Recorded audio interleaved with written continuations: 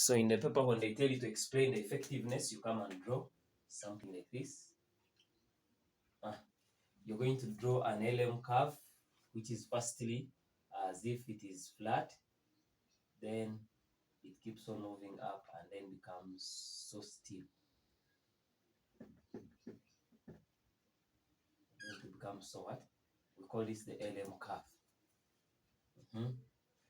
Then here I have interest rate. This is 0.0, and then here I have my what? My income or output. So you come and put an IS curve here. IS, YIS. You come and call this one Y naught. Then you come and put an interest rate here. You call this one R naught. Okay. Then you come here and put this one, and we can call it an IS. See this? We come and call this one our Y3. Okay, let's call it Y2. Then here come and put interest rate, and we call them R2. Are we together there?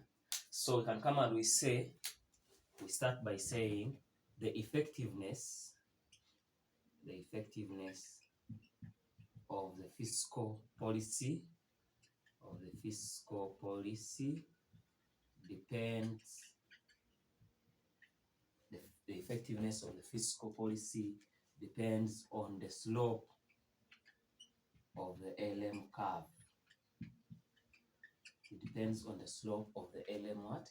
On the slope of the LM curve. Then we say when the LM curve is flat,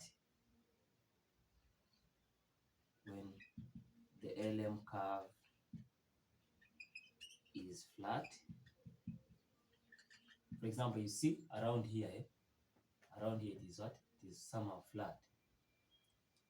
When it is relatively flat, we can say when the LM curve is relatively flat. Relatively means it may not be flat, but somehow flat. Relatively flat. What does this imply? When we say the LM curve is relatively flat, we are going to say